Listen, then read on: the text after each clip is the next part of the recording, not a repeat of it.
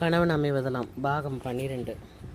மேலும் பரிமளா துரும்ப கூட தூக்கி அப்பால் போட இசையாத பெரும் சோம்பேறி. வேண்டாத மருமகனுக்கு அடங்கா பிடாரி மருமகளுக்கும் ஓடி உழைக்க இப்போது அவளுக்கு வாலிபமாக திரும்பி விட்டிருக்கிறது. இதுவரை துணையாக இருந்து உதவி வந்த மாதவிக்கு கல்யாணமாகி புக்ககம் புறப்பட்டு விட்டால் அவளை கவனிப்பவர் யார்? பலவும் நினைத்து வருந்திய தங்கத்தின் மனதில் திடீரென்று ஒரு யோசனை பளிச்சிட்டது. அது கைகூடி விட்டால் அவளது பிரச்சனைகளுக்கெல்லாம் ஒரு நல்ல முடிவு ஏற்பட்டுவிடும் என்று நம்பினாள். அதே சமயம் மாதவியின் வாழ்க்கையில் திடீர் திருப்பம் சரவணம் மூலம் உருவாகி கொண்டிருந்தது. தேவி இல்லத்தை விட்டு வெளியேற உதவக்கூடிய அந்த பொன்னான வாய்ப்பை மாதவி முழு மனதுடன் வரவேற்றாள். பரிமளாவும் அவள் கணவன் சந்திரனும் பெற்றோருடன் தங்கியிருக்கப் போகிறார்கள் என்ற செய்தி சரவணன் காதுகளுக்கும் எட்டியது. அவர் மிக குழப்பமடைந்துதான் போனார். காதல் என்பது ஒரு வகையில் நெருப்பு கோப்பானது. மாதவி தன் உள்ளத்திலிருந்து எண்ணங்கள் எல்லாவற்றையும் உதறிவிட்டாள். சந்திரனை முற்றிலும் மறந்துவிட்டாள் என்பதற்கு என்ன ஆதாரம்? நேரு பூத்த நெருப்பாக அவள் உள்ளத்தில் இன்னமும் அவன் மீது அன்பு இருக்குமானால் நீடித்து அவள் அந்த வீட்டில் அவர்களுடன் தங்கியிருப்பது முறையா? காதலித்து ஏமாந்து கண்ணீரில் கலங்கி கொண்டிருக்கும் ஒரு தண்டனை அவளுக்கு போதாதா? சந்திக்கக்கூடாதவர்கள் சந்தித்து நடக்கக்கூடாதவை ஏதேனும் நடந்துவிட்டால் அந்த ஏழை பெண்ணின் வாழ்க்கை சீர்குலைந்து போய்விடுமே. இது எப்படி தடுப்பது? பலவும் எண்ணி தவித்து போனார் சரவணன். ஒரு நாள் காலை கௌரி தேவி நிலையத்திற்கு வந்தாள். அப்பா உன்னை கையோடு கூட்டிக் கொண்டு வர சொன்னார். அவசரமாமாம் என்றால் பதட்டமாக. மாதவி பயந்து விட்டாள். ஒருவேளை வாத்தியார் ஐயாவின் மனைவிக்கு நோய் அதிகமாக விட்டதோ?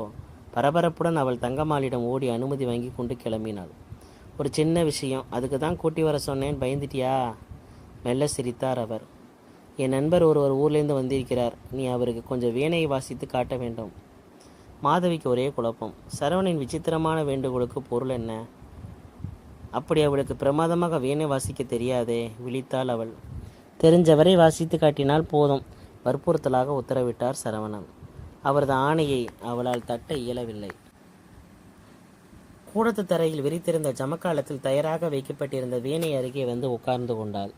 அப்பொழுதுதான் அசப்பில் கவனித்தால் தூண் ஓரத்தில் கிடந்த பிரம்பு நாற்காலியில் அவள் பார்த்திராத ஒரு வாலிபன் உட்கார்ந்திருந்தான். ஊரிலிருந்து வந்திருக்கும் நண்பர் போலும். அதற்கு மேல் அவளால் சிந்தனை ஓடவில்லை. உட்கார்ந்திருந்தவனை நிமிர்ந்து ஒருமுறை பார்க்க வேண்டும் என்ற ஆவலும் அவளுக்கு இருக்கவில்லை. அவளது உள்ளத்தை கவர்ந்த சந்திரன் அவளது அன்பை உதறிவிட்ட பின்பு அவளுக்கு எந்த ஆடவனும் மனிதனாகவே தென்பட்டதில்லை. உணர்ச்சிகள் மறத்து உள்ளம் உளுந்து விட்டிருந்த அவளுக்கு சூழ்நிலையை பற்றி அக்கறை குறைந்து விட்டிருந்தது.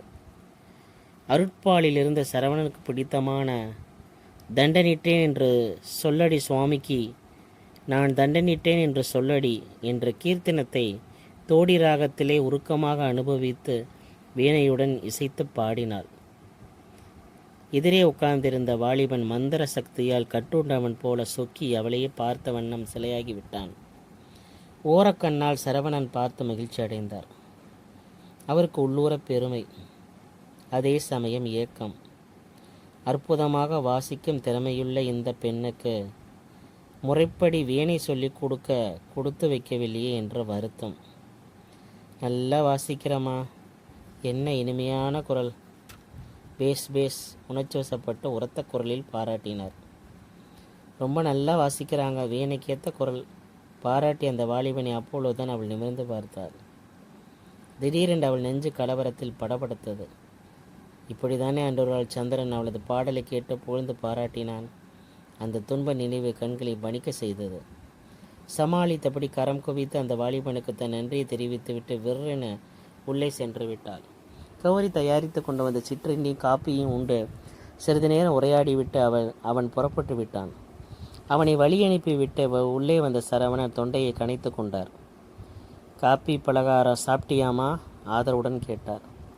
அவரது ஆதரவு பேச்சு வேண்டுகோள் எல்லாமே மாதவிக்கு மிக குழப்பமாக இருந்தன. ஆமாம் என்று தலையசைத்தாள். இப்படி வாமா, உன்கிட்ட கொஞ்சம் தனிமையில் பேசணும். உரிமையுடன் உத்தரவிட்டபடி அவர் ரேலி அறைக்குள் சென்று அமர்ந்து கொண்டார். மெல்ல பின்தொடர்ந்த மாதவி கலவரத்துடன் சற்று தொலைவில் தரையில் வந்து எதிரே உட்கார்ந்து கொண்டாள். நீ அந்த வாலிபனை பார்த்தியா? அவனை பற்றி நீ என்ன நினைக்கிற? அவன் என்னுடைய சிநேகிதனின் மகன், ரொம்ப நல்ல பிள்ளை. அவனுக்கு உன்னை பிடிச்சி போச்சு. உன்னை கல்யாணம் செய்து கொள்ள விரும்புகிறான். உன் அபிப்பிராயம் என்ன? நிறுத்தினார் சரவணன். திடுக்கிட்டு போனாள் மாதவி. திடீரென்று அவளுடைய கண்களில் நீர் வெள்ளமாக புரண்டது. நெஞ்சு துன்பத்தால் விம்மியது. கல்யாணமா? எனக்கா? இனி எனக்கு வாழ்வு இருக்கிறதா? வேதனை தாளாது திணறினாள். என்ன முட்டாள்தனமான பேச்சு? கண்ணீரை தொடச்சிக்கோ. நீயும் வாழ வேண்டியவ. மங்களமாக சகல நலுடன் வாழ உனக்கும் எல்லா உரிமையும் உண்டு. இப்போ என்ன நடந்துச்சு? உனக்கே இந்த வெறுப்பு? அன்பும் கோபமும் கலந்த குரலில் கடித்து கொண்டார் அவர். ஒருவரிடம் உள்ளத்தை கொடுத்த பின்னர் இன்னொருத்தரை மணந்து கொண்டு வாழ்வது தவறு இல்லையா? விம்மினாள் மாதவி. அப்படியானால் சந்திரன் செய்தது மட்டும் தவறு இல்லையாமா? ஆணுக்கு ஒரு நீதி, பெண்ணுக்கு ஒரு நீதியா? ஒழுக்கம் என்பது இருவருக்கும் பொதுவான விஷயம். இளமை பருவத்தில் முதலாக சந்தித்த வாலிபனை கண்டு மனந்தடுமாறினால் நீ அவ்வளோதானே? காலத்தை ஒட்டி ஒழுக்கம் என்பதற்கு விளக்கம் கொடுக்க வேண்டியிருக்கிறது. வயது வந்த ஒரு ஆண் பிள்ளையோடு பேசினால் கூட தப்புன்னு நினைக்கிற காலம் போச்சு. ஆணுக்கு நிகர் பெண் என்று சரிசமமாக இப்போ படிக்க துவங்கிவிட்ட பெண்கள் வேலைக்கு புறப்பட்டுட்டாங்க. அதனால் ஒருத்தனை பார்த்து மயங்கி கல்யாணம் செய்து கொள்ளலாம் முடிவு செய்து அது கூடி வராவிட்டால் அந்த பெண் குற்றம் செய்தவளாக கருத முடியுமா? அப்படி நினைக்க ஆரம்பித்தா சினிமா கதாநாயகனை பார்த்து அழகாக இருக்கேன்னு வியப்படுகிற பெண்கள் எல்லாம் ஒழுக்க இல்லாதவர்கள் ஆயிடுவாங்களா? நீ சுத்த 10ஆம் பஸ்ஸில் இருக்கிறியம்மா? படபடவென்று சிறிது கோபத்துடன் பேசினார். விழியில் பொங்கிய கண்ணீரை துடைத்து கொண்டாள் மாதவி. உள்ளம் அழிந்து விட்டால் அது எப்படி மறுபடி சீராக்கி கொள்ள முடியும்? துணிவுடன் கேட்டாள். காலம் பலவித அற்புதங்களை செய்ய முடியும். சிந்திய பாலை எண்ணி சிந்தனையை சிதறவிடுவதில் லாபமே இல்லை. நேற்று வடித்த சோர் இன்றுக்கு பழையது. நேற்று நடந்த சம்பவம் நடந்து போன கதை. நேற்று அதற்கு முதல் நாள், போன வருடம் அப்படின்னு கடந்து போனதை நினைச்சு வாழ வேண்டுமென்று இருந்தால் மனிதனுக்கு தலைக்கு பின்புறத்திலே ஆண்டவன் கண்களை வச்சிருப்பார். முகத்தில் நமக்கு ஏன் கண்கள்? முன்னே இருக்கும் வாழ்வின் பாதையை பார்த்து கொண்டு நாம் மேலே நடக்க வேணுங்கிறதுக்கு தான் நமக்கு முன்னாடி கண்கள் இருக்கிறது என்றார் சரவணன். அவள் தலை குனிந்தபடி இருந்தாள். மாதவி, நான் சொல்கிறத கேளு. பூபதி நல்ல பிள்ளை. அவனை மணந்து கொள்ள ஒப்புக்கொள். எல்லாத்தையும் நான் முன்ன நின்று முடிக்கிறேன். உன் வருங்காலம் சுகமானதாக இருக்கும். மன நிகழ்ந்து வற்புறுத்தலாக பேசி முடித்தார் சரவணன். மாதவி சிறிது நேரம் மௌனமாக இருந்தாள். பின்னர் அவர் முகத்தை நிமிர்ந்து பார்த்தாள். நெஞ்சை அடைத்த துன்பம் ஒன்றை விழுங்கி கொண்டாள். தந்தைக்கு ஒப்பாக என் மேல் அன்பு வச்சிருக்கும் நீங்கள் நன்மைக்கு தான் சொல்கிறீங்க. உங்கள் வார்த்தைக்கு நான் கட்டுப்படுகிறேன் என்றால் வெறுமூச்சுடன். ரொம்ப சந்தோஷமா? உடனடியே கைலாஸ் அவர்களை கலந்து கொண்டு எல்லா ஏற்பாடுகளும் செய்து முடித்து விடுகிறேன். வருகிற வாரத்திலேயே ஒரு முகூர்த்த நாள் இருக்குது. அன்றைக்கே நடத்தி விடலான்னு எனக்கு யோசனை. பரிமளாவும் அவள் கணவனும் வருமுன் நீ அந்த வீட்டை விட்டு கிளம்பி விடணும்னு என் திட்டம். அவங்களோட நீ இருப்பதை நீ நல்லா இருக்காதுமா, புரியுதா என்று சரவணன் கேட்டார். மாதவிக்கு புரிந்தது. சிறிது நேரம் அங்கே தங்கு காமாட்சியிடம் உட்கார்ந்து பேசிக்கொண்டிருந்து விட்டு மெல்லத்தான் வீடு திரும்பினாள். அதே சமயம் தேவி நிலையத்தின் பின்கட்டில் வந்திருந்த தங்கம்மாவளுக்கு ஒரு யோசனை தோன்றிற்று. கிணற்றடியில் நின்று கொண்டிருந்த சிவகுருவை அவன் ஏற இறங்க பார்த்தான். உடனே அவள் உள்ளத்தில் ஒரு திட்டம் உதயமாகியது. அந்த திட்டத்தின் ஒரு பகுதியை உடனடியாக சுட சுட முடித்து விட வேண்டும் என்று அவள் துடிப்பு அவளுக்கு. சிவகுரு, இங்கே வாப்பா, கனிவான குரலில் அளித்தாள். அடித்து கட்டி கொண்டு ஓடி வந்து நின்றான் அந்த அப்பாவி பையன். இப்படி உட்காரு. நாள் முழுவதும் ஏதாவது செய்துக்கிட்டு உடம்பையும் அலட்டிக்கிற. சமையல் மேடை மேலே உனக்கு காப்பி இட்லி எடுத்து வச்சுருந்தேனே, சாப்பிட்டியோ? அனுதாபத்துடன் விசாரித்தாள். எப்போ எடுத்து சாப்பிட்டனே. பற்களை காட்டிக்கொண்ட மகிழ்ச்சியுடன் பின்கட்டு தரை மீது அவள் அருகே உட்கார்ந்து கொண்டான். உன் உடம்பு கூட அரை உடம்பாக போச்சே. உன்னை போல் நீ நல்லா சாப்பிட்றதே இல்லை. நானும் நோயாக படுத்ததுலேருந்து நீ இருக்கியா போனியான்னு கவனிக்க இங்கே நாதியத்து போச்சு. உனக்குன்னு ஒருத்தர் இருந்தால் அந்த கதையே வேறு. உனக்கு வயசாகுதே, இப்படியே இருக்க முடியுமா? நானும் ஐயாவை நேற்று முழுக்க உன்னை பற்றி தான் பேசிக்கிட்டே இருந்தோம். உனக்கு சீக்கிரம் கல்யாணம் கட்டி வச்சிருன்னு ஐயா சொல்லிகிட்டு இருக்கிறாரு. அவள் குரல் குலைந்தது. கல்யாணம்? அது இப்போ எனக்கு என்னத்துக்கு? கூச்சத்துடன் தலையை சொரிந்து கொண்டான் சிவகுரு. பயப்படாத. கல்யாணமானது நீ உன் பொஞ்சாதியுடனே வீட்டோட எங்களோடையோ எப்பவும் போல் இருக்கலாம். பெத்த மகனை போல் உன்னை நான் நினச்சி சொல்கிறேன். தோட்டத்து மூலையில் கட்டி மூடி வச்சிருக்கிற அவுட் ஹவுஸில் உன்னை குடி வச்சிட்றேன். நான் இருக்கிற வரைக்கும் நீயும் உன் பெஞ்சாதியும் இதில் நிம்மதியாக இருக்கலாம். திறந்த கிடந்த பின்கட்ட கதை வழியாக வெளியே திறந்த வானத்தை உற்று பார்த்தான் சிவகுரு. மாதவிக்கு முதல்ல ஆகட்டும், அப்புறம் நான் பின்னால் என்னை பற்றி கூச்சத்துடன் மெல்ல சிரித்தான். 2 பேருக்குமா தான் ஒரு முடிவு பண்ணி ஐயா என்கிட்ட இதை சொன்னார். மாதவி நம்ம வீட்டிலே வளர்ந்த பொண்ணு. உன்னையும் நாங்கள் சிறுவழியிலேருந்தே சொந்த மகன் போல் வளர்த்துட்டோம். வயது காலத்தில் உங்கள் 2 பேரையும் நாங்கள் எப்படி பிரிஞ்சிருக்க முடியும்?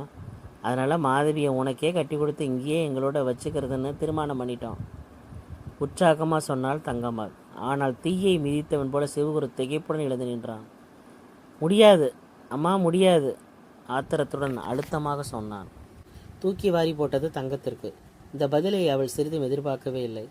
சிவகுரு, மக்கப்பையில, உன்னை பற்றி என்னடா நினச்சிக்கிட்டு இருக்கிற? மாதவியை விட உனக்கு ஒரு ரொம்ப வருவான்னு நினைப்பாடா படசாம்பிராணி? ஆத்திரத்துடன் படப்படுத்தாள். ஒருத்தையும் வராவிட்டால் போகட்டும், பரவாயில்லை. நான் மாதவியை கட்டிக்கிறது நடவாத காரியம். ஐயாவோ நீங்களும் இந்த விஷயத்தில் எனக்கு ஒன்றும் வற்புறுத்த முடியாது, பிடிவாதமாக சொன்னான். ஏன் உன் முகரக்கட்டைக்கு அவள் அழகு போதாதோ? கோபத்துடன் தங்கம் உறுத்து விழித்தாள். அழகை பற்றி இப்போ யார் பேசுனாங்க? இப்போ உறவை பற்றி தான் பேச்சு. மாதவி நான் தங்கச்சியாக நினச்சிட்ருக்கிறேன். இந்த வீட்டுக்கு அது வந்த முதல் நாளாக எனக்கு அந்த நினப்பு தான், அதே நினப்பு தான். எந்த அண்ணன் தங்கச்சி கட்டிக்கொள்வான்? உன் கூட பிறந்தவ யார்? பாரு, தங்கச்சியாமா, தங்கச்சி. என்னடா பெரிய நாடகம் போடுற? நாடகம் ஆடிட்டு கிடக்கிற என்று மிரட்டினாள் தங்கம்.